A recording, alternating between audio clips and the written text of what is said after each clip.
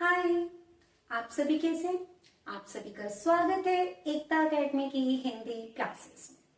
बच्चे, आज हम पढ़ने वाले हैं हिंदी व्याकरण का एक नया उपविषय जिसका नाम है अविकारी शब्द। तो चलिए बिना किसी देरी किए शुरुआत करते हैं। अविकारी शब्द। बच्चे, अविकारी शब्द से पहले हमें यह भी जानना है कि विकारी शब्द कौन से होते हैं। विकारी शब्द और अविकारी शब्द, ठीक है। देखिए, विकारी शब्द कौन से होते हैं? जो शब्द लिंग, वचन, काल, कारक आदि के कारण बदल जाते हैं। मतलब ऐसे शब्द जो लिंग बदलते ही जो शब्दों पर प्रभाव पड़ता है, शब्द बदल जाते हैं। वचन के कारण, काल के कारण या कारक के कारण जो शब्द बदल जाते हैं वो विकारी शब्द होते हैं। विकार का अर्थ ही होता है परिवर्तन, ठीक है। विकार का अर्थ क्या होता है? परिवर्तन। मतलब कि जैसी लिंग बदला, वचन बदला, काल के बदलते ही, कारक के बदलते ही जो शब्द बदल जाते हैं वो शब्द विकारी शब्द कहलाते हैं। और वो शब्द होते कौन से हैं? वो शब्द आते हैं बच्चे जो संज्ञा के शब्द होते हैं, सर्वनाम के शब्द होते हैं, क्रिया के शब्द होते हैं या फिर विशेषण के शब्द होते हैं। जैसे लड़का, लड़के, मैंने वचन बदला तो यहां पर लड़का का लड़के हो गया। जैसे कि लड़का, लड़की, मैंने लिंग बदला तो संज्ञा बदल गई, ठीक है। मैंने बोला मैंने वचन बदला तो बन गया हम, ठीक है। तो इसी तरीके से जैसे कि बच्चा पढ़ता है, यहाँ पे पुल्लिंग की बात हो रही है। अगर मैं इसे स्त्रीलिंग करूं तो बच्ची पढ़ती है, क्रिया भी बदल गई, ठीक है। अच्छा बच्चा, अच्छी बच्ची, विशेषण भी बदल गई, अच्छा का अच्छी हो गया, ठीक है। तो ये थे विकारी शब्द। अब बात करते हैं अविकारी शब्द की। अविकारी शब्द, अ का मतलब बिना, विकार का मतलब परिवर्तन, बिना परिवर्तन के। मतलब जो शब्द लिंग, वचन, काल या कारक के कारण जिनमें कोई परिवर्तन नहीं होता है वह अविकारी शब्द कहलाते हैं, ठीक है। मतलब ऐसे शब्द जो किसी भी लिंग से, स्त्रीलिंग, पुल्लिंग, ठीक है, वचन, एक वचन, बहुवचन या काल या कारक के कारण प्रभावित नहीं होते और उनमें कोई परिवर्तन नहीं आता है, वो अविकारी शब्द कहलाते हैं, ठीक है। अविकारी शब्द के 5 प्रकार होते हैं। कौन कौन से 5 प्रकार होते हैं? क्रिया विशेषण, समुच्चय बोधक, संबंध बोधक, विस्मयादि बोधक और निपात। ये 5 प्रकार अविकारी शब्द के होते हैं, ठीक है। अब हमने ये पांचों के बारे में इसमें पढ़ना है कि क्रिया विशेषण के कौन से शब्द होते हैं, समुच्चय बोधक के कौन से शब्द होते हैं, संबंध बोधक, विस्मयादि बोधक या निपात होता क्या है, ठीक है। तो चलिए आगे बढ़ते हैं। हाँ जी, पहला आता है बच्चे क्रिया विशेषण। क्रिया विशेषण किसे कहते हैं? क्रिया की विशेषता बताने वाले शब्दों को क्रिया विशेषण कहा जाता है। अब क्रिया विशेषण के 4 भेद होते हैं। क्रिया विशेषण 4 प्रकार की होती है। पहला आ जाता है रीतिवाचक क्रिया विशेषण। अब रीतिवाचक क्रिया विशेषण किसे कहते हैं? मतलब ऐसे शब्द जो क्रिया के करने के ढंग का बोध कराते हैं, ऐसे शब्द जो क्रिया के करने के ढंग का बोध कराते हैं उसे रीतिवाचक क्रिया विशेषण कहा जाता है। बच्चे, जो रीति शब्द है ना, रीति शब्द का अर्थ ही है तरीका या ढंग, ठीक है। तो मतलब जहां पे ये पता चल रहा है क्रिया, क्रिया मतलब काम, कि जो भी काम है वो किस तरीके से किया जा रहा है, किस ढंग से किया जा रहा है, तो वहां पर रीतिवाचक क्रिया विशेषण होगा। और ये पता कैसे लगाएं कि यहाँ पर रीतिवाचक क्रिया विशेषण है? तो जो भी वाक्य होगा, उस वाक्य में जो भी क्रिया होगी, क्रिया के साथ में आप अपने दिमाग में एक प्रश्न लगाना, कैसे। अगर आपको उस कैसे का उत्तर मिल रहा है तो वहां पर रीतिवाचक क्रिया विशेषण होगा। जैसे मैं धीरे बोलती हूँ, कैसे बोलती हूँ? धीरे बोलती हूँ। मैं तेज बोलती हूँ, कैसे बोलती हूँ? तेज बोलती हूँ। तो यहाँ पे धीरे और तेज शब्द जो था वो रीतिवाचक क्रिया विशेषण होगा। अब दूसरी क्रिया विशेषण कौन सी होती है? कालवाचक क्रिया विशेषण। बच्चे, काल का अर्थ ही होता है समय, तो यहां पर समय की बात हो रही है। मतलब ऐसे शब्द जो क्रिया के करने के समय का बोध कराते हैं, क्रिया के समय का बोध कराते हैं, उसे कहते हैं कालवाचक क्रिया विशेषण। तो वो समय जानने के लिए हमें वाक्य के क्रिया शब्द के आगे हमें कब शब्द लगाना है और कब का अगर आपको उत्तर मिल रहा है तो वो कालवाचक क्रिया विशेषण होगा। जैसे कि मैं आज सुबह से पढ़ा रही हूं। कब से पढ़ा रही हूं? सुबह से, ठीक है। हम कल घूमने जाएंगे। कब घूमने जाएंगे? कल घूमने जाएंगे। तो कल, सुबह, ये शब्द जो थे ये कालवाचक क्रिया विशेषण के शब्द हैं। अगला है परिमाणवाचक क्रिया विशेषण। बच्चे, परिमाण का अर्थ ये होता है नापतोल, ठीक है। तो जिन शब्दों से क्रिया के नापतोल का बोध होता है उसे परिमाणवाचक क्रिया विशेषण कहते हैं, ठीक है। जैसे आप बहुत बोलते हैं, कितना बोलते हैं? बहुत बोलते हैं, ठीक है। तो यहाँ पे बहुत शब्द जो है वो परिमाणवाचक क्रिया विशेषण। बस मुझे इतना ही खाना है। कितना खाना है? इतना ही खाना है। मतलब वाक्य में जो क्रिया होगी उस क्रिया के साथ आपको कितना शब्द या कितने या कितनी शब्द लगाना है, और अगर क्रिया के साथ कितना, कितने, कितनी शब्द लगाने के बाद आपको उत्तर मिल रहा है तो वो परिमाणवाचक क्रिया विशेषण होगा। हाँ जी, अगली और आखिरी क्रिया विशेषण कौन सी है? स्थानवाचक क्रिया विशेषण। स्थान, नाम से ही पता चल रहा है कि जिन शब्दों से क्रिया के स्थान का बोध होता है, जिन शब्दों से क्रिया के स्थान का बोध होता है उसे स्थानवाचक क्रिया विशेषण कहते हैं। और स्थानवाचक क्रिया विशेषण को जानने के लिए हमें क्रिया के साथ कहाँ शब्द लगाना होता है, और अगर हमें कहाँ का उत्तर मिल जाता है तो वो स्थानवाचक क्रिया विशेषण होगा। जैसे कि मैं यहां रहती हूँ। कहाँ रहती हूँ? यहां रहती हूँ, ठीक है। बच्चे, एक बात का और ध्यान रखना, मैंने बोला मैं यहां रहती हूँ तो हो गया उत्तर। कहाँ रहती हूँ, कहाँ का उत्तर मिल रहा है? यहाँ, तो यहाँ हो गया स्थानवाचक क्रिया विशेषण। और अगर मैं बोलूं कि मैं दिल्ली में रहती हूँ, कहाँ रहती हूँ? दिल्ली में रहती हूँ, क्या दिल्ली शब्द क्रिया विशेषण शब्द है? नहीं है, क्योंकि दिल्ली शब्द जो है वो एक नाम है और किसी भी वस्तु, व्यक्ति, स्थान के नाम को संज्ञा कहते हैं। तो ध्यान रहे, स्थानवाचक क्रिया विशेषण में अगर कोई नाम आ जाता है क्रिया के साथ, ठीक है, और आपको कहाँ का उत्तर मिल रहा है, ठीक है, लेकिन वो क्रिया विशेषण नहीं होगा, ठीक है। जो दिल्ली शब्द है वो संज्ञा शब्द है, वो क्रिया विशेषण शब्द नहीं है, ठीक है। तो मैं कहाँ रहती हूँ, इसके लिए शब्द होंगे यहाँ, वहां, इधर, उधर, ऊपर, नीचे, दाएं, बाएं, ऐसे शब्द जो है वो स्थानवाचक क्रिया विशेषण होंगे। जैसे मैं कहूं मेरे सामने बच्चे बैठे हैं, कहाँ बैठे हैं? मेरे सामने बैठे, ठीक है। तो यहाँ पर मेरे सामने शब्द जो है वो क्रिया विशेषण है, मतलब स्थानवाचक क्रिया विशेषण शब्द है। समुच्चय बोधक, समुच्चय बोधक को योजक शब्द भी कहा जाता है। जैसे कि आपके इंग्लिश में कंजक्शंस और ज्वाइनिंग वर्ड्स, ठीक है, ऐसे ही हमारे हिंदी में भी बच्चे समुच्चय बोधक को ही योजक शब्द कहा जाता है। समुच्चय बोधक होते कौन से शब्द है? ये ऐसे शब्द होते हैं जो दो वाक्यों को, दो शब्दों को जोड़ने का काम करते हैं। तो दो वाक्यों और दो शब्दों को जोड़ने के लिए जिन शब्दों का प्रयोग किया जाता है उन्हें योजक शब्द या समुच्चय बोधक कहा जाता है। समुच्चय बोधक के दो प्रकार होते हैं, पहला है समानाधिकरण और दूसरा है व्यधिकरण।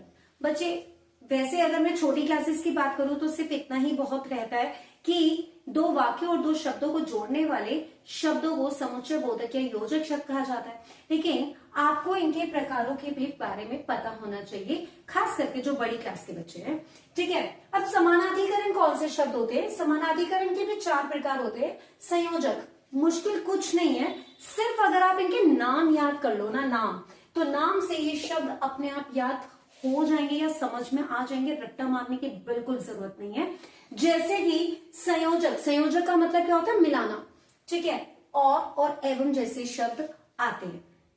जैसे मैं और मेरा भाई दोनों घूमने जाएंगे, ठीक है, तो यहाँ पे और शब्द मैं और मेरे भाई को दोनों को संयोजक मिला रहे हैं, मतलब मिलाने का काम, ठीक है। विभाजक, विभाजक मतलब कि अलग करने का काम, ठीक है, अथवा या फिर या, ये शब्द आते हैं। अगला है विरोध सूचक। विरोध सूचक क्या होता है? दो विरोधी बातों को आपस में जोड़ने का काम, ठीक है। दो विरोधी बात मतलब कि दो अलग अलग बातें, दो अलग अलग बातों को जोड़ने का काम, ठीक है। जैसे कि मैं गांव चला जाता लेकिन बस नहीं मिली, ठीक है, बस नहीं मिलना और गांव चला जाता, दो अलग अलग विरोधी बातें हैं और दोनों को जोड़ने का काम लेकिन ने किया। अब अगला आ जाता है परिणाम सूचक। परिणाम, परिणाम मतलब रिजल्ट, ठीक है, किस कारण से वो काम हो रहा है ऐसा, ठीक है। जैसे देर से नाश्ता किया था इसलिए भूख नहीं लगी, इसलिए परिणाम सूचक, ठीक है। अगला व्यधिकरण। व्यधिकरण के भी 4 प्रकार होते हैं। पहला आ जाता है बच्चे कारण सूचक। कारण मतलब कोई कारण, किसी काम को करने का कारण, ठीक है। जैसे कि छाता तो ले लो क्योंकि बारिश आने वाली है, क्योंकि मतलब कारण कि किस कारण से छाता साथ में लेना है, क्योंकि बारिश आने वाली है। ठीक है।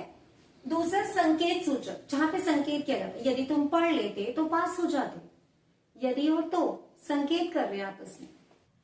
उद्देश्य सूचक की जैसे शब्द आते हैं इसमें। स्वरूप सूचक अर्थात और मानो।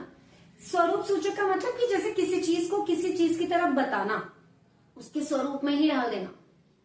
जैसे गीता मानो लता मंगेशकर हो, तो गीता को लता मंगेशकर की तरह बता दिया गया, तो ये हो गया मानो शब्द जो है वो स्वरूप सूचक है। तो बच्चे अगर आप सिर्फ ये इनके समानाधिकरण और व्यधिकरण के सिर्फ ये प्रकारों के नाम याद कर लोगे ना, तो ये शब्दों को रटने की जरूरत नहीं है, आपको बहुत आसानी से समझ में आ जाएगा। अच्छा कारण सूचक है तो क्योंकि आ जाएगा। ठीक है, तो इस तरीके से आपको ये शब्द अपने आप ध्यान रहेंगे। वैसे आपको शॉर्ट में बस इतना ही ध्यान रखना है कि दो शब्दों या दो अलग अलग वाक्यों को जोड़ने का काम समुच्चय बोधक शब्द करते हैं। हाँ जी, अब अगला आ जाता है संबंध बोधक। संबंध बोधक किसे कहते हैं? जो शब्द संज्ञा स्वर्णाम के साथ आकर उनका संबंध वाक्य के अन्य शब्दों के साथ प्रकट करते हैं। मतलब कि जो शब्द संज्ञा स्वर्णाम के साथ आते हैं और वाक्य के अन्य शब्दों के साथ संबंध प्रकट करते हैं, तो उन शब्दों को कहते हैं संबंध बोधक। अब बच्चे संबंध बोधक को पहचानने के लिए एक आसान सी ट्रिक है, और वो आसान सी ट्रिक है ये 3 शब्द। ठीक है, लिखे मैंने 3 है, लेकिन हो कितने भी सकते हैं। ठीक है, लेकिन पहचानने के लिए क्या करना है आपको? इस के का ध्यान रखना है, से का ध्यान रखना है और की का ध्यान रखना है। ठीक है, अब इधर देखिए, ये के, से और की तीनों ही कारक है। ठीक है, तीनों ही कारक है। सिर्फ आपने इनको संबंध बोधक नहीं बोलना है क्योंकि ये कारक होते हैं। ध्यान रहे, मैंने इनके साथ एक प्रश्न चिन्ह लगाया, क्वेश्चन मार्क लगाया। ठीक है, और इन दोनों के नीचे लाइन खींचिए। इसका मतलब ये जो भी 2 शब्द होंगे, दूसरा शब्द कुछ भी हो सकता है, क्रिया विशेषण का कोई भी शब्द, क्रिया विशेषण का कोई भी शब्द यहां पर हो सकता है। ठीक है, तो ये दोनों एक साथ, दोनों को एक साथ हम जब लिखे होंगे तो हम बताएंगे कि वो संबंध बोधक है। जैसे ध्यान से सुना, मेरे घर के पास, के पास मंदिर है। ठीक है, तो के पास शब्द जो है वो क्या है? संबंध बोधक है। मैंने बोला मेरे घर से दूर,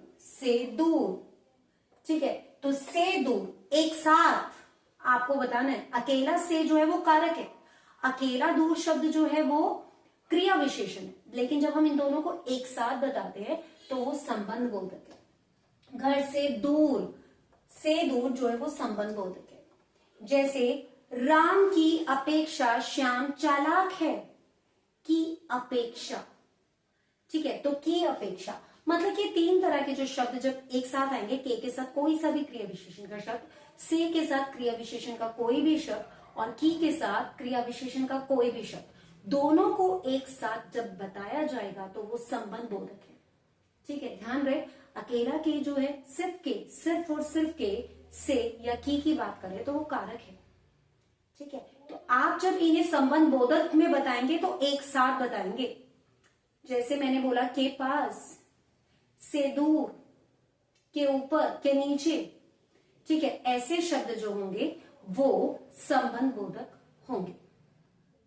बच्चे अगला आ जाता है विस्मय आदि बोधक। अब विस्मय आदि बोधक शॉर्ट में जो भाव प्रकट करते हैं, मतलब कि जो शब्द क्रोध, खुशी, डर आदि भाव प्रकट करते हैं वह विस्मय आदि बोधक होते हैं। इसकी साधारण सी पहचान, जिस शब्द के आगे विस्मय आदि बोधक चिन्ह लगाओ वह विस्मय आदि बोधक होते हैं। ठीक है, अब विस्मय आदि बोधक में ना अलग अलग प्रकार के भाव बताए जाते हैं, तो उन भावों को इस तरीके से बताया जाता है। जैसे विस्मय सूचक, विस्मय का मतलब आश्चर्यचकित, हैरान हो जाना। ठीक है, और हर्ष सूचक मतलब की खुशी, भय, डर, संबोधन किसी को पुकारना। ठीक है, घृणा, चेतावनी और स्वीकृति, मतलब ये अलग अलग प्रकार के भाव होते हैं। ठीक है, जैसे कि मैं कहूं वाह हम मैच जीत गए, तो यहां पे कौन सा होगा? हर्ष सूचक। छी कितनी बदबू आ रही है, घृणा सूचक। अरे तुम आ गए, ठीक है, तो ये हो गया हमारा विस्मय सूचक। सावधान, आगे सड़क टूटी हुई है। चेतावनी सूचक, हाँ तुम घूमने चले जाना। ठीक है, तो यहां पे मैंने स्वीकृति दी है, तो ये हो गया स्वीकृति सूचक। ठीक है, तो इस तरीके से हम भाव प्रकट करते हैं। लेकिन जैसे मैंने बोला, अरे तुम आ गए, तो अरे शब्द के बाद हमें ये चिन्ह, विस्मय आदि बोधक चिन्ह जो है लगाना जरूरी है। ठीक है, तो जो शब्द ये विस्मय आदि बोधक शब्द होते हैं उनके आगे चिन्ह लगाया जाता है, और ये शब्द वो शब्द होते हैं जो भाव प्रकट करते हैं। हाँ जी, अगला और आखिरी अविकारी शब्द है हमारा निपात। तो निपात कौन से शब्द होते हैं? इनको इंग्लिश में बोलते हैं बच्चे स्ट्रेसिंग वर्ड, जो स्ट्रेस डालते हैं, मतलब बल प्रकट करने वाले शब्दों को निपात कहा जाता है। ठीक है, अब ये जो बल प्रकट करने वाले शब्द होते हैं ना, वो ये शब्द होते हैं जैसे कि वाक्य में लिखा गया हो तक, भी, ही, भर, सिर्फ, केवल, मात्र, ऐसे शब्द जो होते हैं बल प्रकट करते हैं। जैसे मैं कहूं कि आपको कल तक यह पाठ अच्छे से याद करना है, कल तक, तो आपके पास एक सीमा दे दी गई कल तक की, कि कल तक आपको ये पाठ अच्छे से याद करना है। ठीक है, जैसे मैं कहूं कि आपको ही काम करना है, तो एक सीमा बांध दी गई कि सिर्फ आपको काम करना है, आपको भी काम करना है, कि सब कर रहे हैं लेकिन आपको भी करना है। ठीक है, अब मैं जैसे बोलूं, मैं रात भर मैंने जागकर पढ़ाई करी, तो रात भर, तो मैं रात के साथ जब मैंने भर शब्द लिख दिया ना, तो वहां पे पूरी रात की बात हो रही है। मतलब रात भर मेरे पास सिर्फ 100 रुपए है, केवल 100 रुपए, मात्र 100 रुपए। निपात शब्द वो शब्द होते हैं जो हमारे शब्दों पर बल डालते हैं। ठीक है, बल डालने वाले शब्दों को निपात कहा जाता है। उम्मीद करती हूँ आपको मेरे द्वारा पढ़ाए गए अविकारी शब्द अच्छे से समझ आ गए होंगे। यदि अभी भी कोई दिक्कत परेशानी हो तो आप कमेंट में पूछ सकते हैं, मैं आपके सवालों के जवाब अवश्य दूंगी। और यदि आपको मेरे द्वारा पढ़ाया हुआ अच्छे से समझ आ रहा है तो आप मेरे चैनल को लाइक, सब्सक्राइब, शेयर कीजिए। यदि पाने हैं हिंदी में अच्छे अंक तो जुड़े रहिए हिंदी विद एकता के संग। तब तक के लिए बाय।